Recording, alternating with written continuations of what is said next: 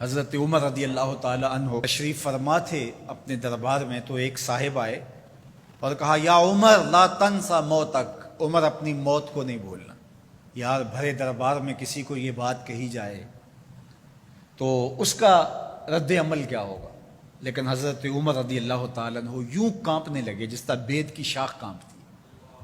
اس کو قریب کیا، محبت کی، کہا اگر تو روز آ جایا کرے اور یہ جملہ مجھے کہا کرے تو تیری مہربانی ہوگی، مہینے کے بعد مشاہرہ بھی دیا کروں گا۔ روز آتا ہے، بھری مجلس میں کہتا ہے عمر موت کو نہیں بھولنا۔ ایک دن وہ آیا، آپ نے اسے بلایا، محبت کی اور اس کو مشاہرہ دیا اور الوداع کہنا چاہا تو اس نے کہا کہ میرے سے کوئی گستاخی ہو گئی؟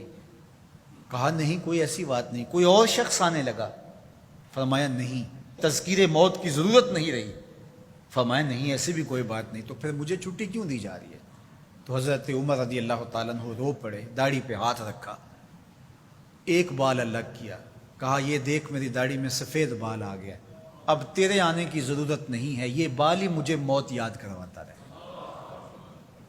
ہماری تو پوری داڑھی بھی سفید ہو جائے نا۔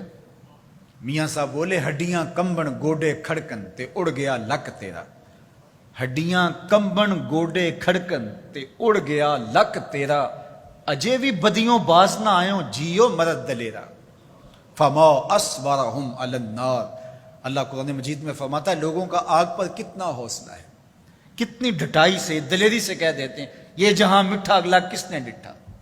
جب ہم کسی کے جنازے کو کندھا دیتے تو ہم سمجھتے ہیں اسی کے جنازے کو کندھا دیا، یہ نہیں سوچتے کہ یہ وقت ہمارے اوپر بھی آنے والا ہے۔ خیر کن ہے فلاں و غنیمت شمار عمر، زاں کے بیشتر بانگ برآیت کے فلاں نماد۔ شیخ سعدی فرماتے ہیں کہ اے صاحب نیکی کر لے اور غنیمت شمار کر اس عمر کو، اس سے قبل کہ تیرے لیے بھی اعلان ہو جائے کہ فلاں بھی چلا گیا۔ پہلے تو سپیکروں میں اعلان ہوتا تھا، فیس بک پہ خبر آتی ہے فلاں بھی چلا گیا، فلاں بھی چلا گیا۔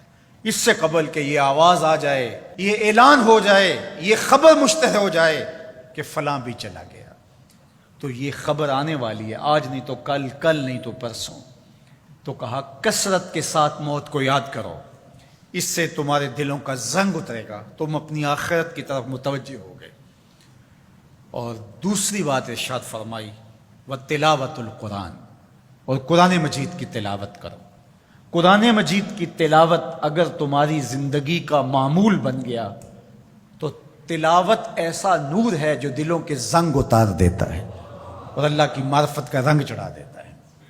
اس لیے دو چیزیں دلوں کے زنگ اتارتی ہیں، ایک کثرت کے ساتھ موت کو یاد، اس کے لیے کوئی نصاب نہیں پڑھنا پڑتا، کسی کے پاس جا کے بیٹھنا نہیں پڑتا، یہ خاموش مبلغ ہے، اس مبلغ کو سننے کے لیے سفر کر کے نہیں جانا پڑتا، اس کو کسی ٹیپ ریکارڈر کے اندر محفوظ کر کے کان کے ساتھ نہیں لگانا پڑتا، کوئی بٹن آن نہیں کرنا پڑتا، اب لائٹ ہے اب سن سکوں گا، اب لائٹ چلی گئی اب نہیں سن سکوں گا، اس کے لیے کوئی وقت متعین اور مقرر نہیں ہے۔ یہ ایسا مبلغ ہے، یہ خاموش واعظ ہے، جب چاہو اس کو سن سکتے ہو۔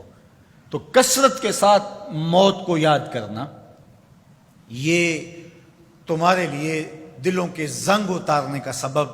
اور دوسری چیز ارشاد فرمائی وَتِلَاوَةُ الْقُرْآنِ، اور قرآن مجید کی تلاوت۔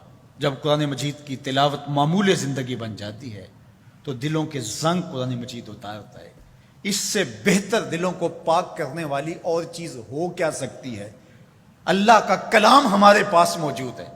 اس وقت کسی امت کے پاس، کسی قوم کے پاس منزل من اللہ کتاب اصلی صورت کے اندر موجود نہیں ہے۔ تحریف راپ آ گئی، لوگوں نے کتابوں کے اندر اپنی خواہشات کو شامل کر دیا، مشکل چیزیں نکال دی، ان کے اندر بہت گڑبڑ کر دی، لیکن قرآن مجید کسی زیر اور زبر کے تغیر کے بغیر صدیوں قبل جو سینہ محمد صلی اللہ علیہ وسلم پہ نازل ہوئی تھی آج بھی اسی طرح موجود ہے۔ ایک زیر اور زبر کا فرق بھی نہیں ہے۔ یہ ایک یقین ہمارے ساتھ جڑا ہوا ہوتا ہے کہ یہ ہمارے رب کا کلام ہے، یہ ہمارے محبوب کریم کے سینہ انور پہ اترا تھا، یہ اس کتاب کا اعزاز ہے۔ تو کہا کہ اس کتاب کی کثرت کے ساتھ تلاوت کرو، تمہارے دلوں کا زنگ اتر جائے گا اور اللہ تعالیٰ جل شانہ کی معرفت کا رنگ تمہیں نصیب ہوگا۔